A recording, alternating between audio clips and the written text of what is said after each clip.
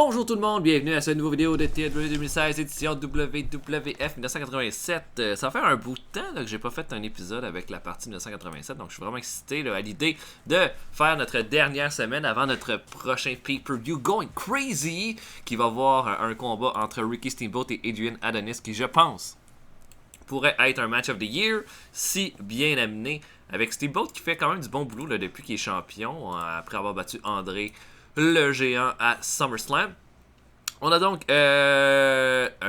Primetime Wrestling qui s'en vient avec un tag team match en main event avec les Hacksaws, Jim Duggan et Butch Reed qui vont affronter André le géant et Ted DiBiase. Le géant et DiBiase qui vont affronter l'équipe de Jake Roberts et de Coco Beware. Si je me trompe pas, oui, au pay-per-view. Coco Beware et Jake Roberts n'ont pas de chimie ensemble, c'est ça qu'on a vu lors du dernier épisode. Je suis un petit peu déçu. Mais je ne vais pas annuler le combat pour autant. C'est juste que ce ne sera pas une rivalité qu'on va aller nécessairement plus loin que ça après le pay-per-view. Donc on va avancer directement à notre show. Primetime Wrestling. Chick Donovan. Wow. Regardez-moi ce physique.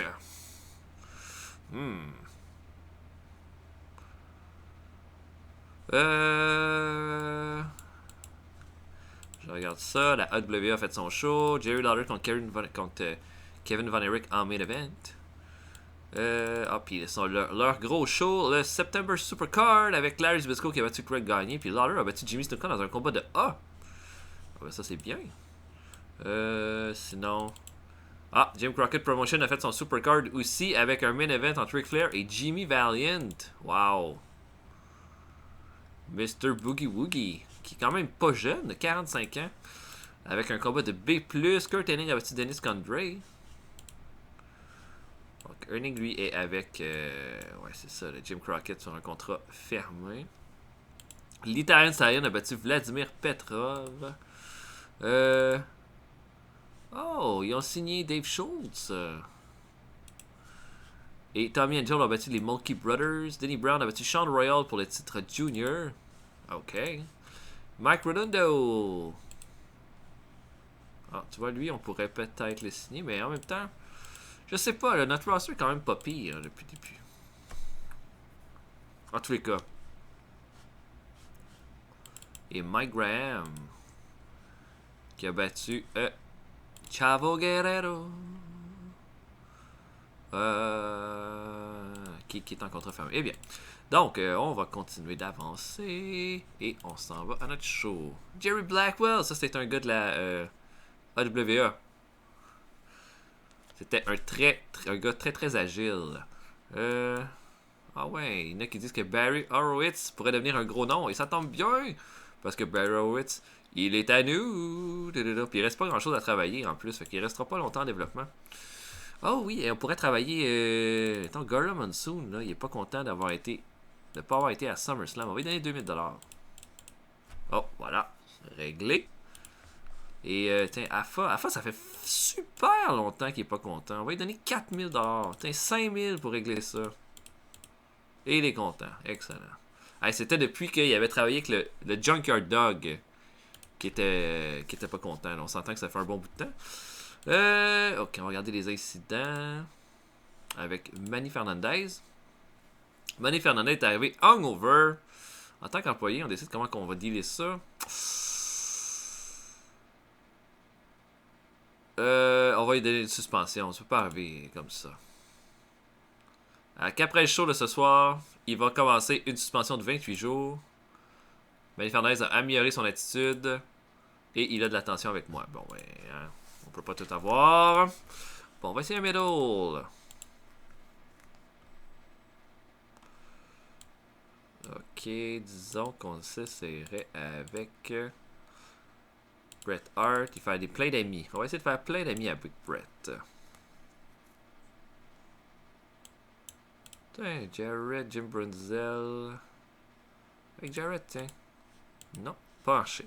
Donc, je book Primetime Wrestling, Hacksaws contre André Géant et Ted DiBiase. Et on se voit plus tard, tout le monde. À tantôt. Ok, on débute ça avec le Undertaker qui affronte un lutteur local, Rick McCord, dans un combat bien oubliable de E+. Undertaker va l'emporter à 6 minutes 37 avec un Tombstone Piledriver. McCord améliore sa technique avec ce match-là. On continue là, de donner des petites victoires comme ça à Undertaker pour légèrement monter sa popularité. Donc voilà, un E+, pour ce match-là. Un autre combat de pre-show, Ratamias affronte Piero Jr. Ratamias, c'était quand même un lutteur avec une bonne popularité. Là. Donc, Piero Jr. va le battre avec son Piero Tazzo pour aller chercher un match de D-, mais surtout un petit peu de popularité qu'il va pouvoir lui prendre avec cette victoire-là. Donc, voilà pour Pierrot. Ensuite de ça, Special Delivery Jones affronte Mick Foley. Foley de notre développement. Special Delivery va l'emporter dans un combat de 8 minutes 51. On donne une petite victoire comme ça à Special Delivery Jones qui a un momentum complètement dans les chiottes. Donc un D. Jusqu'à date, notre meilleur combat de pre-show. Et Mick Foley se serait blessé au rein durant ce combat-là. Et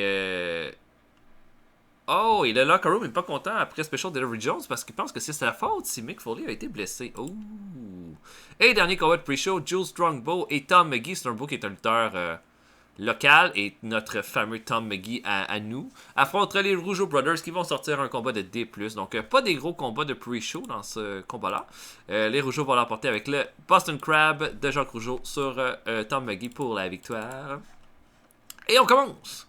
On commence ça avec le magnifique Morocco qui arrive sur le ring en disant « Qui rit maintenant? Qui rit? Vous vous êtes moqué de moi parce que j'ai perdu contre Sylvester Stallone. » Et puis, qu'est-ce qui va se passer? Ce qui va se passer, c'est que je vais faire à Sergeant Slaughter exactement ce que je lui ai fait la semaine passée. Le détruire à Going Crazy. Le Sergeant Slaughter pense qu'on peut rire comme ça du magnifique Morocco, mais personne peut faire ça. Et puis va arriver le Sergeant Slaughter qui va arriver avec un espèce de Jeep d'armée. Là. Il va être sur le top. Et là, il va avoir un micro, il va dire « Tu as déclaré la guerre la semaine prochaine. Magnifique Morocco, ça va se terminer à Going Crazy. Dans une guerre comme tu ne l'auras jamais vu. » Et puis, il annonce que les deux lutteurs vont s'affronter dans un Texas Bull Rope match, les lutteurs qui sont attachés avec une corde, avec une cloche à vache entre les deux. Ils vont donc s'affronter comme ça à Going Crazy. Ça fait 2 fois que j'utilise Slaughter et Morocco en opener de gros shows. Et puis, je considère que c'est vraiment bien d'utiliser d'autres mondes que Hogan, Savage, blablabla. Slaughter et Morocco font un super beau boulot. Là. Et puis, non, finalement, excusez-moi, il n'y aura pas de Texas Bull Rope match là, à Going Crazy. Excusez-moi, je vais trop en avance dans mon booking. Donc, c'est ça, ils vont s'affronter dans un combat en simple au pay-per-view. Et ça nous donne un excellent A pour commencer.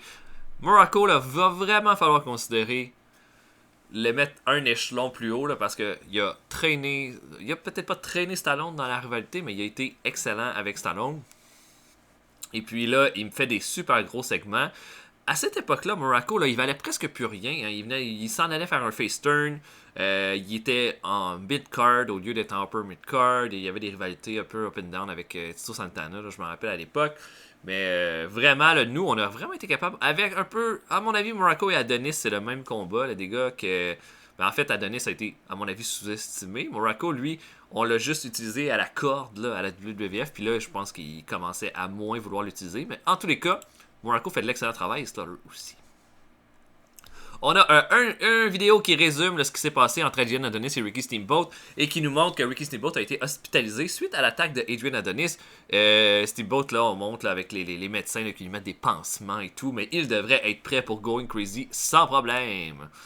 On a un match par équipe, les Wild Samoans affrontent les Highlanders. Ça, c'est un combat qu'on a fait à quelques reprises. Donc, voilà, les Highlanders qui vont l'emporter sur les Wild Samoans à 13 minutes 49 dans un bon combat de B-.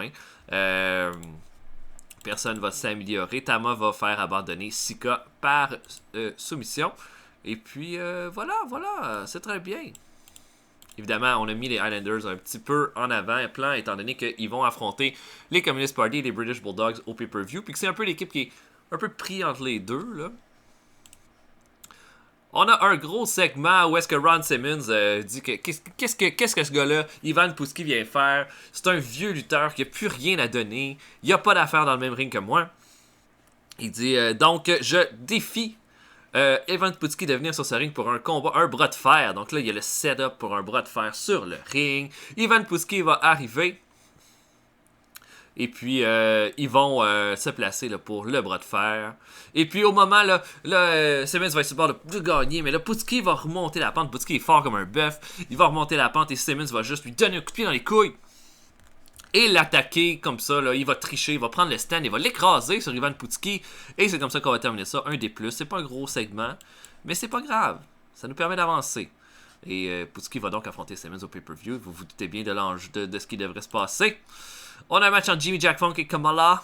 Avec Kamala qui va l'emporter avec un Giant Splash sur Jimmy Jack Funk à 11 minutes 47. C'est ça, une performance de C pour Kamala. On s'en est pas tant servi que ça. Puis on l'a pas mis tant over. Donc on lui donne une petite victoire ici. Et puis après le combat, Hardy Race. Ça fait poser des questions par Minji Dokorin sur ce qu'il a vu de Kamala. Est-ce qu'il a peur de l'affronter à Going Crazy? Hardy Race va dire que Kamala c'est une farce à la WWF. Il n'y a plus sa place ici. Ça prend quelqu'un pour le contrôler, sinon il n'est utile en rien. Puis s'il voulait juste être avec Hardy Race, faire ce qu'il demande, lui donner, occuper de laver sa toilette, de nettoyer sa voiture, d'être son pouf quand il en a de besoin, ben il pourrait. Là, ça aurait... là, il aurait une utilité. Là, évidemment, très, très, très controversé, limite raciste comme commentaire à la part de Hardy Race. Donc, il va chercher un gros hit avec ce commentaire-là et augmente le hit de la feud aussi. Donc voilà, une excellente promo de Hardy Race. Hardy Race et tout, là, ça c'en est un qu'il va falloir peut-être lui donner un petit morceau de plus. Demolition Axe affronte Jim Powers dans un combat où malheureusement là, ça clique pas pantoute entre les deux. Je m'attendais pas à un C- du tout. Powers et Demolition Axe vont s'affronter pendant 9 minutes 40. Jim Powers va surprendre Demolition Axe avec un roll-up pour aller chercher une grosse victoire. Jim Powers améliore son Rumble skill aussi avec ce combat-là. Donc une grosse victoire à aller chercher de la part de Jim Powers sur Axe. Et là, ça alimente le six-man tag qu'on va avoir au prochain pay-per-view. On a Honky Tonk Man. En fait, là, on annonce que le Honky Tonk Man va affronter Outback Jack, mais Honky Tonk Man arrive, il dit que malheureusement, pour tout le monde, le Honky Tonk Man s'est blessé à un coude lors d'un spectacle. Fait que là, il porte une espèce de faux casque, là, visiblement. Il est pas blessé, là, ce gars-là. Et puis, il dit qu'il s'est blessé. Il ne pourra pas affronter Tito Santana à Going Crazy, mais qu'il a trouvé un remplaçant et qu'il va être en action immédiatement. Il annonce Keiji Muto qui arrive et qui va affronter Santana à Going Crazy et qui va affronter Outback Jack maintenant. Muto va battre Outback Jack avec un Figure 4 Leg Lock à 8 minutes 31 dans un bon combat. Une belle performance de C- pour Muto qui améliore son performance skill aussi au passage. Et voilà, donc je me suis dit, ça va être bien ce que j'aime avec Honky Tonk Man, là, c'est de faire sa gimmick de chicken shit, heel, puis de faire durer les rivalités. Et puis, ben, c'est ça, là, avec Keiji Muto contre Santana devrait être un bon combat au pay-per-view aussi. On a une promo de Adrian Adonis, un A+. Wow! Wow! Qui dit que Ricky Steamboat n'est pas ici ce soir, simplement parce qu'il n'a pas l'étoffe d'un champion. Il n'est pas assez beau, il n'est pas assez magnifique pour porter ce titre, mais que l'horloge continue d'avancer. Le moment où est-ce que Adrian Adonis va mettre la main sur le titre n'est qu'une formalité. Et puis, il laisse tomber sa rose et quitte l'écran. Un A+. Une excellente promo là, de Adonis. Je savais qu'il était bon en promo, mais il s'est vraiment dépassé là, depuis qu'on l'utilise un peu plus.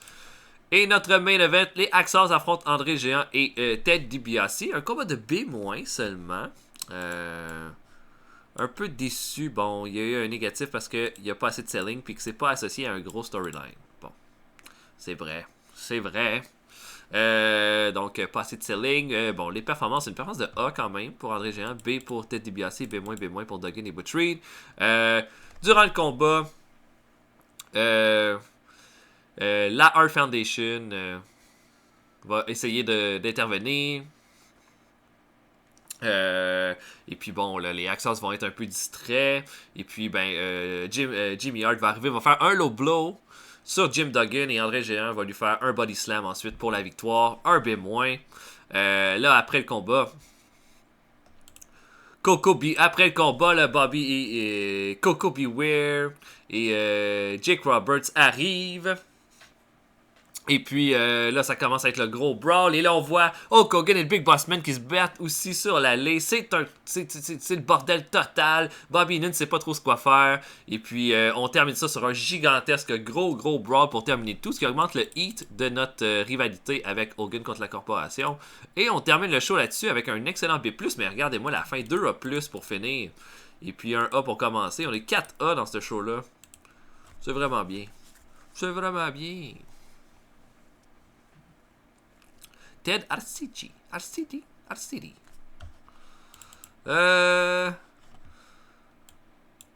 Ah ouais, on a eu un show awesome. Oh, Kerry Von Erich a été pris en possession de drogue dure. Oh. Mick Foley est blessé. 14.80 pour Primetime Wrestling. Je ne sais pas si c'est bon ça, on va regarder. On a eu 14.5, 14.20, 14.24. Jeez. 14.4. Wow, 14.80, c'est vraiment un excellent rating. Oh, on avait un 14.67 là. Avec un 6-man tag. 14.25. Oh, ça serait comme notre meilleur code d'écoute, ça. De loin. Eh ben. Eh ben. Good. Et là, ça va être Superstars of Wrestling. Je pensais peut-être.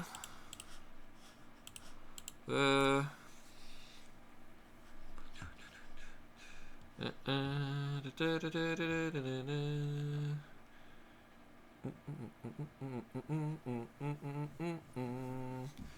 que j'aurais pu faire? Ah oui, on va faire un 6-man tag. Avec les champions par équipe. Avec Davey Boy, Dynamite Kid.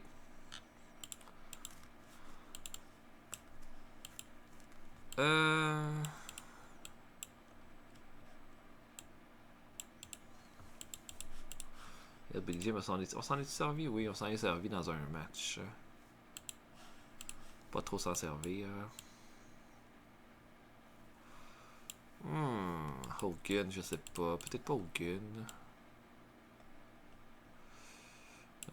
Essaye de voir là, qui pourrait compléter ce 6-man tag.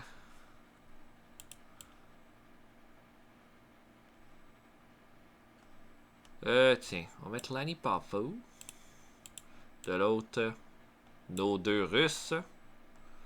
Donc, Nikita Kolov, Nikolai, Volkov et Hercule. Tiens. Bon. Ça doit être un bon show, ça. Et puis, voilà, on va avancer. C'est dans 2 jours.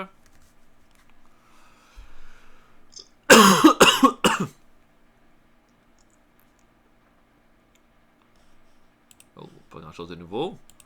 Bam Bam Bigelow est en montée. Oh. Définitivement un qu'on pourrait peut-être signer. Oh, Pierrot veut une augmentation. 75%. Carla Monsoon a gagné le meilleur annonceur dans la lutte. Eh ben.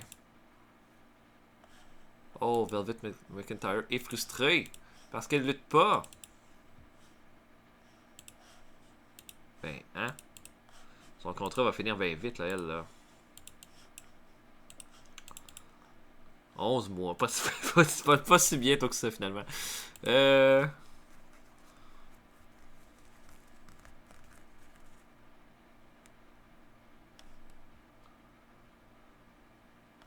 Ok. Mike Miller est en forme. Brad Rengins.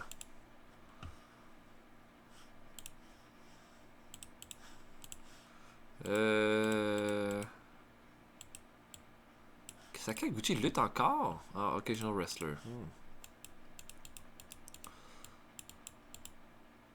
Bon, ben. À part de ça, il n'y a rien là. Il n'y a rien de spécial qui se passe. On avance. Bon.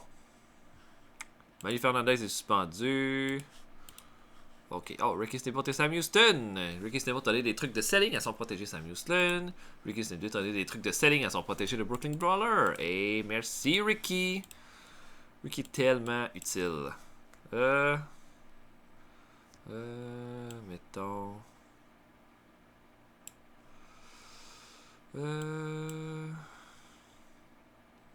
Dans Tommy Rogers. On va essayer de faire un ami à notre ami Tommy Rogers. Avec Davy Boy. Non, pas marché. Donc, je book gros X-Men tag en main event et on se voit tantôt tout le monde. À la prochaine.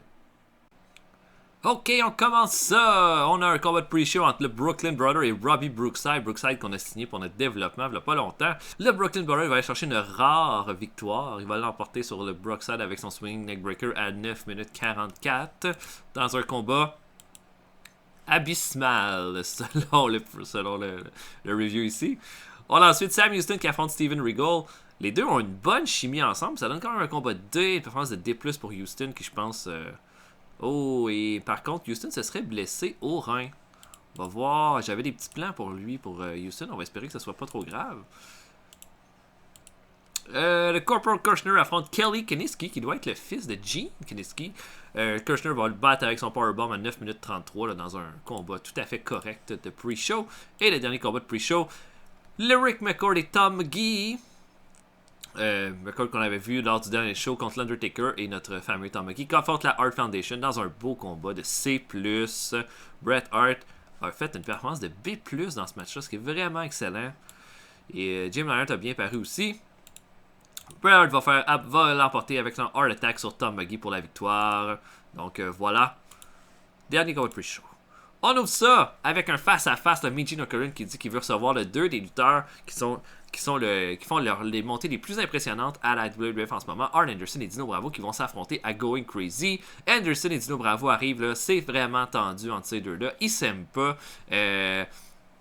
Bravo va prendre le micro en disant à Arn Anderson que c'est un échec, qu'il a tout échoué depuis qu'il est arrivé à la WWF, qu'il n'a jamais été capable de rien gagner, puis que Dino Bravo, lui, est sur une poussée puis une montée incroyable depuis des mois, puis que la prochaine étape, ça va être le titre mondial. Fait qu'il se tasse de son chemin, sinon ça va mal aller.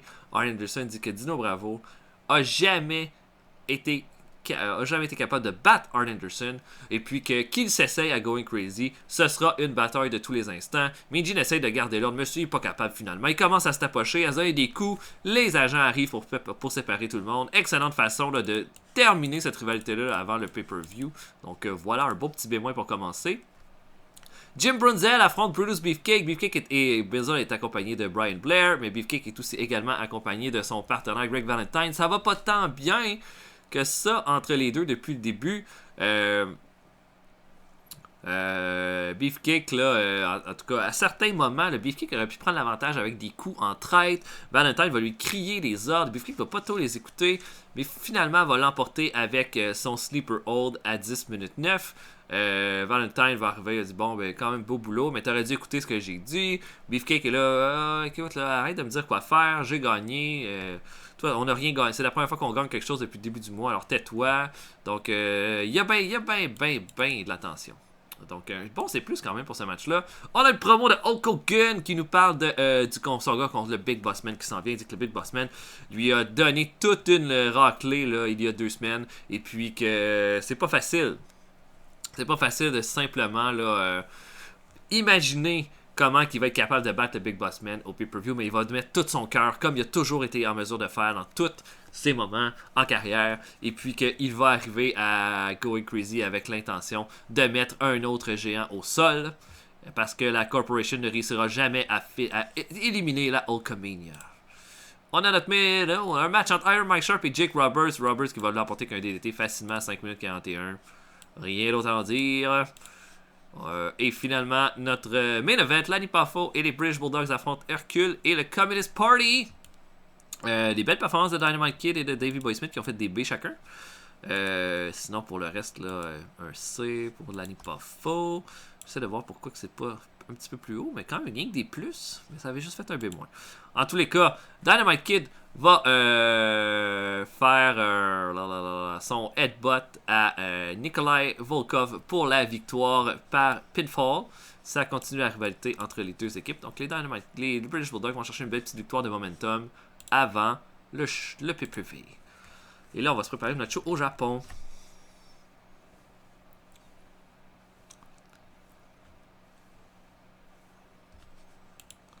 Oh, André Géant qui est le red carpet pour le Princess Bride. Si vous avez jamais vu ce film-là, film magnifique.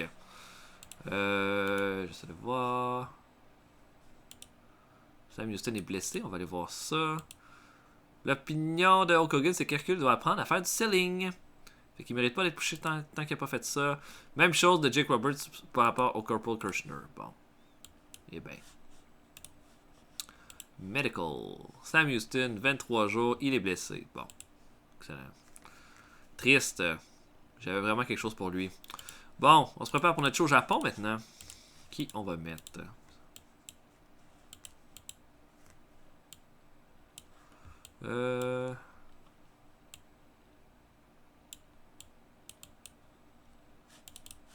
Quoi ça a l'air au Japon? Il y a quand même une certaine popularité au Japon, Bob Orton. J'essaie de le mettre contre un top face. Demolition Axe. Contre Billy Jack. Ah, on va faire ça. Un main event entre Billy Jack Haynes et Bob Orton Jr.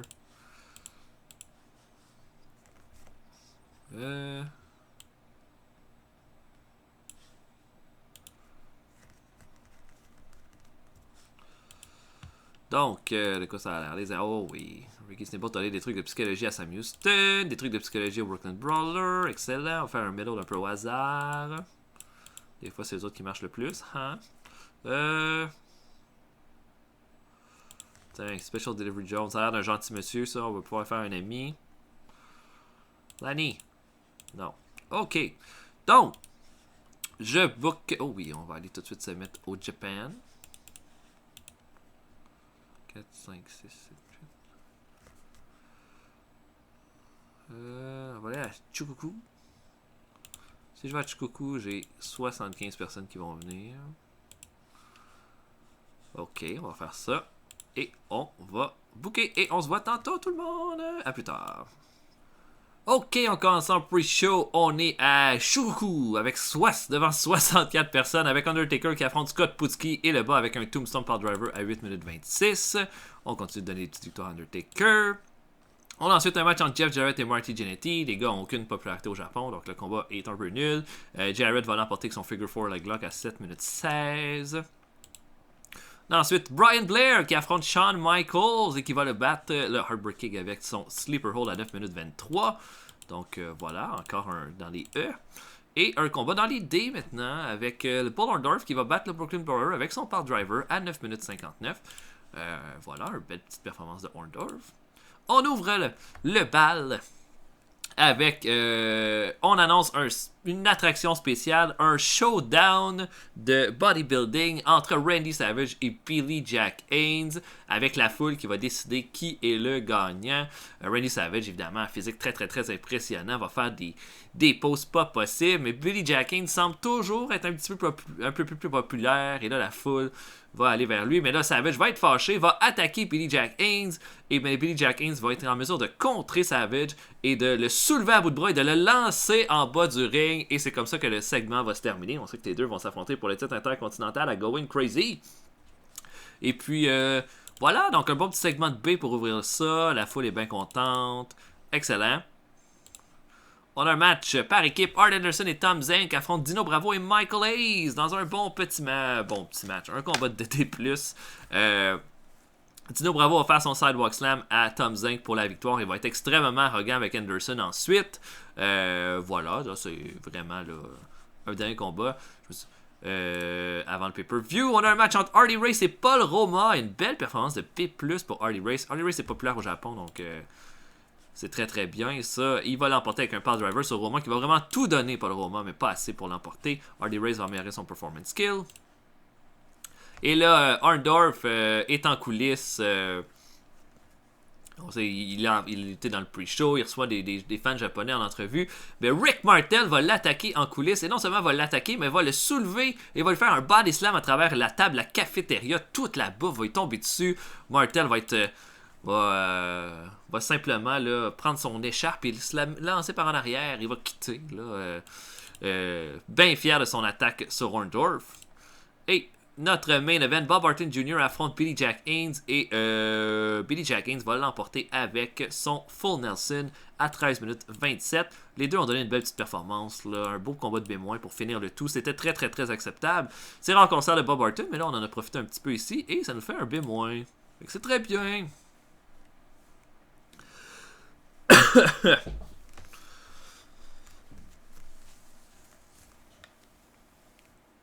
Excusez-moi, je suis un peu brûlé.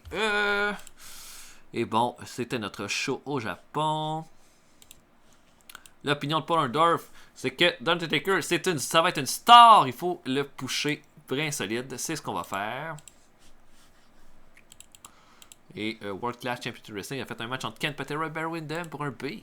Voilà pour le show. J'espère que vous avez apprécié. Le prochain gala, ça risque donc d'être going crazy. J'espère que vous allez apprécier. On se voit pour un prochain épisode bientôt. Mon nom est Retro Pie Driver. Si vous avez apprécié, likez la vidéo, laissez des commentaires et puis on se voit bientôt tout le monde. Salut, à la prochaine.